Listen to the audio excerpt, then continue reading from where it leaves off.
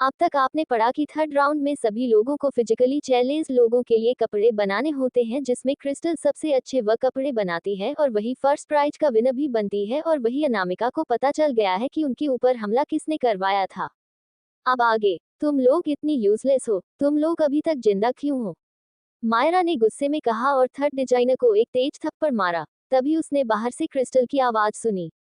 कल रात मैंने कहा कि मैं तुम्हें डिनर करने ले जाऊंगी, मगर हालात ही ऐसे हो गए कि तुम्हें चोट लग गई। क्रिस्टल को कल रात की इंसिडेंट के लिए काफी गिल्टी फील हो रहा था। उसने अनामिका के पीछे जाते हुए कहा, आज मैं इंसिस्ट करती हूँ कि तुम मेरे साथ चलो डिनर के लिए।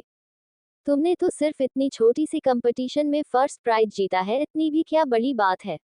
मायरा ने क्रिस्टल के सामने आकर उसे देखकर आंखें रोल की और फिर मजाक उड़ाते हुए बोली, तुम डिनर कराओगी क्या? तुम्हारे पास पैसे भी हैं?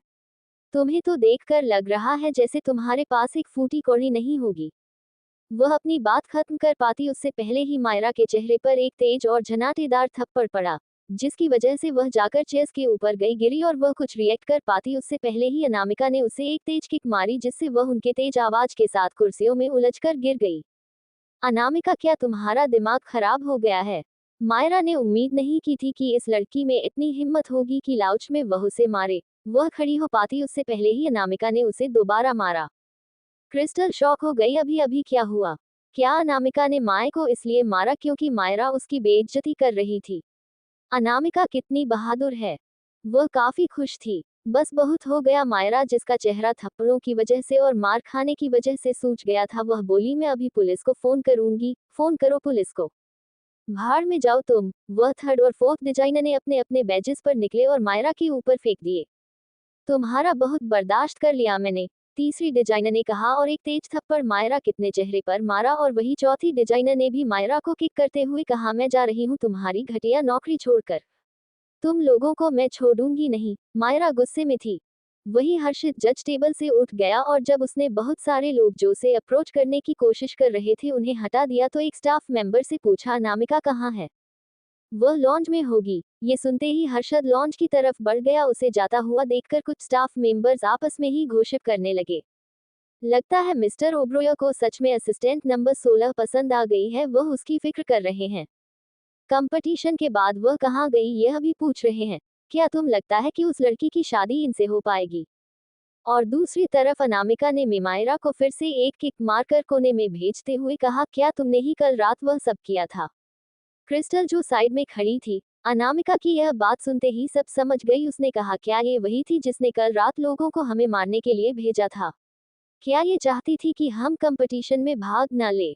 मैं अभी से सबक सिखाती हूँ। वह जल्दी से मायरा के पास गई और उसे किक करते हुए और चिल्लाने लगी, घटिया लड़की, मैं तुम्हें मार डालूंगी। जब हर्षित बैक स्टेज आया तो उसने सामने देखा क्रिस्टल, जो हमेशा मासूम दिखती है, वह फ्लोर पर पड़ी हुई एक लड़की को गुस्से में मार रही थी और चिल्ला रही थी, अगर तुम्हें मुझसे प्रॉब्लम है तुम मुझसे आकर लड़ी थी ना, तुमने अनामिका को क्यों चोट पहुंचाई? तुम्हारी वजह से उसके हाथ पर चोट लग गई। ये सुनते ही हर्षित के एक्सप्रेशन डार्क हो गए। उसकी बहन अनामिका के हाथ पर चोट थी, वह इस लड़की के कारण थी। तुमने 20 से ज्यादा चोरों को भेजा था हमें मारने के लिए, क्या तुम चाहती हो कि हम मर जाते? तुम पागल हो गई हो। क्रिस्टल मायरा के ऊपर बैठ चुकी थी और उसे लगातार थप्पड़ मारे जा रही थी। उन सभी के हाथ में हॉकी स्टिक्स और चाकू थे। क्या तुम्हें पता भी है कि हम कल रात हम कैसे बचे थे? हर्षित के एक्सप्रेशन और डार्क हो गए। 20 से भी ज्यादा गुंडे 2 लड़कियों के खिलाफ और उनमें से एक उसकी बहन थी। स्टॉप इट, रुक जाओ। मायरा ने अपनी दोनों हाथों से अपना चेहरा कवर कर लिया। तभी उसे उंगली के गैप के जरिए उसे अपना सेवियर नजर आया और वह चिल्लाए, mister Oberoi, mister Oberoi please मुझे बचा लीजिए। ये सुनकर सब लोगों ने अपने सर घुमाया और दरवाजे के पास खड़े हर्षित को देखा। क्रिस्टल हैरान हो गई। उसे चिंता होने लगी, क्या उसके बॉस को लगेगा कि उसका दिमाग खराब हो गया है और उसे नौकरी से निकाल देंगे? उसे रोकिए, आपकी एम्प्लॉय पागल हो गई है। उसने अभी मुझ पर अटैक किया, आप बस वहां खड़े होकर देख नहीं सकते हैं? देखिए मेरी चोटों को, ऐसी लड़की को नौकरी से निकाल ही देना चाहिए। ये बस आपकी कंपनी के लिए एक एम्बारासमेंट ही होगी। मायरा ने ही कहा और फिर क्रिस्टल की तरफ गुस्से में घूर कर देखते हुए बोली, मैं जा रही हूँ इसी वक्त मीडिया के पास और बताऊंगी कि कैसे इस साल के डिजाइनिंग कंपटीशन के विनर ने ब्रेक रूम में मुझे मारा। मैं इसे फ्रंट पेज न्यूज बनाऊंगी। क्रिस्टल अपने बॉस के सामने एक्सप्लेन करने के लिए कुछ बोलती उससे पहले ही बिना किसी इमोशन के हर्षित बोला, गुड जॉब क्रिस्टल। मायरा, बाकी सब, तुमने बहुत अच्छा काम किया है। इसी तरह काम जारी रखो, इस बार तुम्हें डबल सैलरी मिलेगी। क्रिस्टल को उनकी बातों को समझने में लगभग कुछ सेकंड लगे और उसने एक्साइटेड होकर कहा, thank you so much sir. तभी हर्षित की नजर अनामिका पर पड़ी और उसकी आवाज सॉफ्ट हो गई और उसने कहा, यहाँ आओ सिस्टर। सब लोग हैरान हो गए। हर्षद उसका भाई है। वही मायरा की आंखें बड़ी हो गई। क्या वह अनामिका का भाई है? अनामिका का भाई हर्षित ओबरॉय। वही क्रिस्टल डेविल स्माइल के साथ मायरा को देख रही थी। लगता है अब उसे डर लग रहा है, लेकिन बहुत देर हो चुकी है। भाई, अनामिका बिल्कुल एक पोलाइट और वेव बिहेव बच्चे की तरह उसके पास जाकर खड़ी होगी। हर्षित ने अपनी बहन को देखा और उसने पूछा, क्या इस लड़की की वजह से ही कल रात तुम्हारे हाथ पर चोट लगी? हाँ, कल तक इसकी कंपनी पर बात कर दूंगा। ये सुनते ही अनामिका तुरंत इसका मतलब समझ गई और वह बोली, नहीं भाई, इनके परिवार ने क्रिस्टल के पैसे चुराया है। पूरा डिसूजा परिवार का बिजनेस क्रिस्टल का है और उसे ही मिलना चाहिए। इस सिचुएशन को समझने के बाद हर्षित ने अपना फोन निकाला और फोन पर किसी को ऑर्डर दिया, जाकर डिसूजा परिवार के हेड से कहो कि वह अभी के अभी 24 घंटे के अंदर जो भी उन्होंने क्रिस्टल डिसूजा और उसके परिवार से लिया है उन्हें लौटा दे और हाँ, उन्हें जेल भेज दो। मायरा की आंखें हैरानी से बड़ी हो गई। अनामिका की चोट की वजह से उन्हें परेशान करेगा, उन्हें अपने सारे पैसे क्रिस्टल को लौटाने होंगे। क्यों? एक बार वह लोग सारे बिजनेस और पैसा लौटा दे तो उन्हें कहो कि वह मुंबई छोड़कर हमेशा के लिए चले जाए। अगर उन्होंने फिर से मेरी बहन को परेशान किया तो इतनी आसानी से नहीं छूटेंगे। हर्षित ने कॉल कट कर दिया और अनामिका की तरफ देखते हुए जेटली बोला, चलो घर चलते हैं। उसे जाता हुआ देखकर मायरा जल्दी से बोली, मिस्टर ओबरॉय, जिसने गलत किया है उसे सजा मिलनी चाहिए। कल रात मैंने गलत किया था, अगर आप गुस्सा है तो प्लीज मुझे पनिश कीजिए, मेरे परिवार को नहीं। क्या तुम्हें लगता है कि तुम अकेले मेरी बहन की चोट के लिए कंपनस्ते कर पाओगी? तो मायरा हैरान हो गई। क्या वह अनामिका के हाथ पर लगी छोटी सी चोट के लिए अकेले कंपनस्ते नहीं कर सकती? तुमने अपनी इम्पोर्टेंस को काफी ओवर एस्टिमेट कर दिया है। हर्षित ने काफी खतरनाक आवाज में कहा, अगर पूरे डिसूजा परिवार को बर्बाद भी कर दिया जाए तो वह भी काफी नहीं होगा। तुम लोगों की जान भी मेरे से बहन के हाथ के बराबर इम्पोर्टेंस नहीं रखती है। मायरा अपनी जगह पर शोक के मारे जम चुकी थी। उसे रिलायंस ही नहीं हुआ कि अनामिका इतनी बड़े परिवार की बेटी है और उसका घर पर ऐसा हाई स्टेटस है। मैं हमेशा से ही पंक्चुअल रहता हूँ। हर्षित ने उसे कोल्डली याद दिलाया, एक दिन मतलब एक दिन। मायरा वही जमीन पर गिर गई। उसे अपने कानों पर भरोसा नहीं हो रहा था। अनामिका, तुम बॉस के साथ जाओ, मैं कैब लेकर घर चली जाऊंगी। हर्षित का भी काफी पावरफुल ऑरा था, जिससे डरकर अनामिका को बाय बोलते ही क्रिस्टल वहां से भाग गई। वही हर्षित ने गाड़ी का पैसेंजर सीट का दरवाजा खोलते हुए कहा, बैठो यहाँ पर। अनामिका फिर भी खड़ी रही और बोली, भाई मैं खुद गाड़ी चला लूंगी। तुम गाड़ी चला सकती हो? हर्षित हैरान हो गया, तुम मेरी गाड़ी चला लो, मैं कहूंगा ड्राइवर से कि वह तुम्हारी गाड़ी बाद में घर ले आए। ओके। बिना किसी हिचकिचाहट के अनामिका हर्षित की गाड़ी में बैठ गई और अपने सीट बेल्ट लगा लिया। जैसे ही हर्षित गाड़ी में बैठा उसने एक गिफ्ट अनामिका को देते हुए कहा, ये तुम्हारे लिए। वह जानता था कि अनामिका आज कंपटीशन में जरूर आएगी, इसलिए वह घर से निकलने से पहले ही यह गिफ्ट अनामिका के लिए अपने साथ ले आया था। मैंने ये जब गिफ्ट खरीदा तो मुझे कोई आइडिया नहीं था कि क्यों आई तुम्हारी कंपनी है और तुम ही उसके प्रोडक्ट्स डिजाइन करती हो। अपने भाई की बात सुनते ही अनामिका हैरान हो गई। उसकी रियल आइडेंटिटी तो पब्लिक हुई ही नहीं, उसके भाई को कैसे पता चला? मुझे ऐसे ही कुछ लोगों से पता चल गया कि तुम क्वीन एबी हो। ठीक उसी वक्त अनामिका के फोन पर व्हाट्सएप मैसेज आया, क्या तुमने अभी तक अपने भाई से बात नहीं की है? तुमने अभी तक अपनी रियल आईडी छुपा कर रखी थी। तुम सचमुच ओबरोय परिवार की प्रिंसेस हो और तुम इतने बड़े पैमाने पर अपना खुद का बिजनेस चल रही हो। कोई तुम्हारा मुकाबला कैसे कर पाएगा? बाय द वे, तुम इतने छोटे से डिजाइनिंग कंपटीशन में क्यों आई थी? क्या किसी ने तुम्हें पैसे दिए थे वहां आने के लिए? यह मैसेज पढ़ने के बाद अनामिका सब कुछ समझ गई कि उसके भाई को कैसे पता चला। खोलो इसे, देखो तुम्हें पसंद है या नहीं। अनामिका ने उस गिफ्ट को खोला तो उसके अंदर फॉर लीव ग्लोबल नेकलेस था, जिसकी कीमत 2.5 करोड़ रुपए थी। उसे भरोसा नहीं हो रहा था कि पहली बार मिलने पर ही उसके भाई ने उसके लिए इतना महंगा गिफ्ट खरीदा है। अगर तुम्हें ये पसंद नहीं आया और कोई और चीज है तुम्हें अच्छी लगती है तो तुम मुझे बता दो, मैं तुम्हारे लिए दूसरा ले आऊंगा। नहीं भाई, थैंक यू, मुझे बहुत पसंद आया। अनामिका ने बिना किसी परेशानी के मुस्कुराकर कहा और गिफ्ट को साइड में रख दिया। तुमने क्यों आई ब्रांड तब शुरू किया था जब तुम 15 साल की थी। अगर हर्षित ने खुद नहीं देखा होता तो उसे भरोसा ही नहीं होता कि इतनी यंग एज में कोई लड़की इतनी खूबसूरत डिजाइन क्रिएट कर सकती है। एक छोटा सा ब्रांड उसने 3 सालों के अंदर वर्ल्ड क्लास इंटरनेशनल ब्रांड बना दिया था। उसने जो एफर्ट्स और काम लगाया होगा वह इमेजिन करना भी मुश्किल था। तुमने इतना कुछ इतनी कम उम्र में अचीव कर लिया है। तुम फिर हमारी फैमिली की क्लॉथिंग कंपनी क्यों मैनेज कर रही हो? इससे तुम्हारा टैलेंट वेस्ट होगा। ऐसी कोई बात नहीं है। जब मैंने डिजाइनिंग पढ़ना शुरू किया था तो मैं बस थोड़े से पैसे कमाना चाहती थी। पैसे कमाना चाहती थी। अनामिका के पास उस वक्त पैसे नहीं होते थे अपनी मनपसंद चीज खरीदने के लिए, और उसने ये डिजाइन पैसे कमाने के साथ साथ इस उम्मीद से शुरू की थी ताकि वह फेमस हो जाए तो उसके पेरेंट्स जो मेहता परिवार में थे उसे पसंद करने लगे। लेकिन उसने उम्मीद नहीं की थी कि आखिर में मेहता परिवार उसका परिवार निकलेगा ही नहीं। कितनी अजीब सी बात है। वही अपनी बहन की बात सुनकर हर्षित को उसे बहुत बुरा लगा और उसने पूछा, क्या मेहता परिवार में कभी तुम्हें पॉकेट में नहीं मिलती थी खर्च करने के लिए? नहीं। ये सुनकर हर्षित का दिल टूट गया। उसकी उम्र की लड़कियों को केयर फ्री और खुशी भरी जिंदगी जीनी चाहिए, बिल्कुल नताशा की तरह। वह स्पा जाती है, कॉफी पीने जाती है और अलग अलग डिजाइनर ब्रांड में अपने लिए शॉपिंग करती है दोस्तों के साथ, लेकिन उसकी छोटी सी बहन उतनी छोटी सी उम्र में पैसे कमाने के लिए इतनी मेहनत कर रही थी।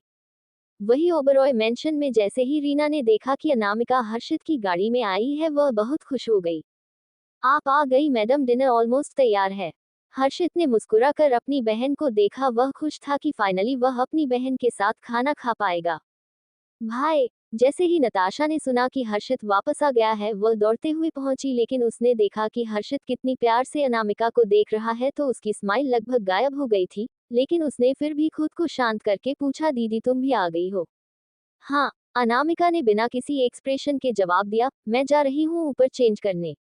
अनु तुम वापस आ गई। सीता जी जो थोड़ी दूरी पर सोफे पर चाय पी रही थी अपनी प्यारी सी बेटी को देखते ही उनके चेहरे पर चमक आ गई और उन्होंने अनामिका से पूछा, अनु आज का कंपटीशन कैसा रहा? अनामिका जवाब दे पाती उससे पहले ही हर्षित बोला, अनामिका की टीम ने अपने स्किल की मदद से फर्स्ट पोजीशन हासिल की। उसने स्किल पर ज्यादा जोर दिया। First position? रसीता जी से हैरान और खुश दोनों थी। अनु तुम इनक्रेडिबल हो। तुम जो भी करती हो उसमें तुम नंबर 1 ही होती हो। वैसे तुम्हारे हाथ में क्या है? अनामिका के हाथ में बॉक्स देखकर उन्होंने पूछा। आगे कहानी में क्या होगा और जानने के लिए पढ़ते रहिए और कमेंट और लाइक जरूर कीजिए। एक ऐसा दिन आया जिसने अभियान, रुद्र और नैना की पूरी जिंदगी को बदल कर रख दिया। एक ऐसी काला दिन जिसके बारे में किसी को बिल्कुल भी अंदाजा नहीं था। एक दिन रुद्र और अव्यान नदी के किनारे बैठे हुए सामने एकटक देख रहे थे। अव्यान रुद्र को अपने परिवार के बारे में बता रहा था। किसी को भी पता नहीं था कि रुद्रांश क्या कर रहा है। रुद्रांश ने पूरे पटना में नैना को खोजने के लिए पोस्टर लगवा दिए और उसने 20 लाख का इनाम रखा। इनाम को देखकर किसी का भी मन ललचा जाए, और कुछ ऐसा ही हुआ। इनाम को देखकर कुछ गुंडे लालच में पड़ गए। नैना को किसी ने देख लिया था। उसके बाद से ही उसे लाने के लिए बहुत सारे लोग भी आए। नैना सोफे पर बैठी आंखें बंद करके बैठी हुई थी। उसका बड़ा सा पेट बहुत अच्छे से दिख रहा था। घर के अंदर जाकर नैना को गुंडे झट से झड़प लेते हैं। नैना अचानक कुछ समझ नहीं पाती, पर जैसे ही वह समझ पाती है खुद को छुड़ाने के लिए छटपटा कर अभियान और रुद्र को आवाज लगती है। पर अभियान और रुद्र इस वक्त काफी दूरी पर थे। गुंडों को तो बस अपने पैसों से मतलब था, उन्हें नैना के किसी भी हालत में होने से कोई मतलब नहीं था। नैना को छटपटाते हुआ देखकर वह नैना को घसीटते हुए लेकर जाते हैं। किसी को नैना की सिचुएशन पर जरा भी दया नहीं आ रही थी। वह बस नैना को खींचते हुए लेकर जा रहे थे। नैना बस चीखे जा रही थी, छोड़ो मुझे, छोड़ो, छोड़ो मुझे। रुद्र अभियान, बस नैना इसी तरह से चीखे जा रही थी। वह रुद्र और अभियान को बुलाते जा रही थी। नैना छुड़ाने की कोशिश करते हुए एकदम से उस गुंडे का हाथ काट लेती है। आह! इससे गुंडा चिल्लाते हुए नैना का हाथ छोड़ देता है। नैना उसे सहमे हुए नजरों से देखती है। वह गुंडा अपने हाथ को देखता है तो उस पर खून निकल रहा होता है। खून देख वह बहुत ही गुस्से में नैना को देखता है और एकदम से नैना को एक थप्पड़ मारता, जिस कारण नैना सीधा पेट के बल गिरती है और एकदम से उसकी दर्दनाक चीख गूंज उठती है। नैना दर्द से रोते हुए अपने पेट को पकड़ लेती है। उसी इतना ज्यादा दर्द हो रहा था कि वह बिल्कुल भी नहीं सह पा रही थी। वह गुंडा भी बहुत ज्यादा गुस्से में था, जिससे वह नैना के दर्द को सुने बिना उसके बाल को पकड़ खींचते हुए खड़ा करता है। आह माँ! नैना दर्द से रोती जा रही थी। नैना अपने दोनों हाथ से पेट को पकड़े हुए थी। वह गुंडा उससे उसके हाथ को जबरदस्ती पकड़कर ले जा रहा था। नैना से तो अब चला तक नहीं पा रहा था। उसके कदम रुकना तो चाहती थी, लेकिन रुक नहीं पा रही थी क्योंकि उसे वह गुंडा छोड़ ही नहीं रहा था। बस घसीटता जा रहा था और बस घसीटता ही जा रहा था। नैना के पूरे चेहरे पर दर्द से पसीने भर चुके थे। इधर रुद्र और अव्यान बैठे ही थे। कुछ ख्याल करके रुद्र उठकर खड़ा होता है और मुड़कर कहता है, चलो, मॉम को हॉस्पिटल लेकर जाना था आज। अव्यान भी खड़ा होता है और दोनों ही घर की ओर बढ़ जाते हैं। घर के बाहर पहुंचते ही उन्हें नैना का दुपट्टा जमीन पर गिरा हुआ मिलता है और बहुत से जूते के निशान दिखते हैं। ये देखते ही रुद्र और अव्यान एक साथ सामने देखते हैं। सामने कुछ दूरी पर उन्हें एक इंसान नैना को घसीटता हुआ लेकर जाते हुए दिखता है। जैसे ही दोनों ये देखते हैं, बिना एक पल गवाए दौड़कर उस ओर भागते हैं। उनकी दौड़ काफी ज्यादा स्पीड थी, जिस वजह से वह तुरंत ही वहां पहुंच जाते हैं। रुद्र अपनी गन निकलता है और एक एक करके सबको शूट करता है। रुद्र अभियान की ओर भी एक गन फेंकता है तो अभियान भी कैच करके सबको शूट करता है। कुछ ही पल में उस जगह पर लोगों की लाश बिछी हुई थी। नैना जमीन पर लेटी हुई दर्द से कराह रही थी। आह माँ, आह माँ, आह। अव्यान दौड़ता हुआ नैना के पास बैठ जाता है और उसे बुलाता है, माँ, माँ। अव्यान अब रुद्र को और देखता है, जो उस गुंडे को दरिंदगी से मार रहा था, जो नैना को घसीटते हुए लेकर जा रहा था। रुद्र के चेहरे पर खून के छींटे पड़े थे और उसके हाथ रुकने का नाम नहीं ले रहे थे। अव्यान उसे बुलाता है, रुद्र छोड़ो उसे, हमें माँ को हॉस्पिटल लेकर जाना होगा। अव्यान की बात सुनकर रुद्र रुकता है, क्योंकि वो गुंडा बहुत पहले ही मर चुका था। रुद्र नैना के पास आता है। नैना अब तक अपने पेट को पकड़कर दर्द से कराह रही थी। दोनों नैना को उठाकर हॉस्पिटल ले जाते हैं। डॉक्टर नैना की इतनी बुरी हालत देखकर डर जाते हैं। डॉक्टर रुद्र को खून से सना देखकर उसे देखते रहते हैं। वहां आता जाता हर कोई इंसान रुद्र को ही देखता जा रहा था, पर किसी की हिम्मत नहीं थी उसके खिलाफ बोलने की, क्योंकि सभी को पता था कि वो कौन है। डॉक्टर नैना और बेबी में से किसी एक को बचाने का कहते हैं, जिस पर रुद्र अपनी सर्द आवाज में डॉक्टर को धमकी देते हुए कहता है कि अगर दोनों में से किसी को भी कुछ हुआ तो वह उसे जिंदा नहीं छोड़ेगा। बहुत कोशिश के बाद नैना का बेबी होता है, जो कि एक लड़की बच्ची थी, और नैना कोमा में चली जाती है। नस बच्चा लेकर रुद्र के हाथ में देती है। रुद्र अपनी छोटी सी प्यारी सिस्टर को बहुत गौर से देखता है। अव्यान भी उसे देखता है। दोनों ही इस वक्त उस छोटी सी बच्ची को एक्सप्रेशन लेस चेहरे से देख रहे थे। बच्ची की त्वचा बहुत ही ज्यादा सॉफ्ट और गौरी थी। उसकी छोटी छोटी आंखें इस वक्त बंद थी। रुद्र अव्यान के पास बच्ची को छोड़कर वॉशरूम जाता है और अपने हाथ और चेहरे को साफ करता है। वापस आकर वह फिर से बेबी को अपने हाथ में लेता है। रुद्र बेबी के माथे पर बहुत ही प्यार से चूमकर कहता है, welcome my baby princess. Rudra के बोलते ही बेबी अपना छोटा सा मुंह खोलकर उबासी लेती है। बेबी रो नहीं रही थी, बल्कि वह शांत से चुपचाप सो रही थी। अव्यान और रुद्र दोनों अब नैना को देखने जाते हैं। नैना का चेहरा मुरझा हुआ था और उसकी आंखें बंद थी। आज फिर एक बार रुद्र अपनी माँ को खो चुका था और अव्यान भी ममता भरे प्यार को फिर से खो चुका था। उसकी दोनों माँ अब कोमा में थी।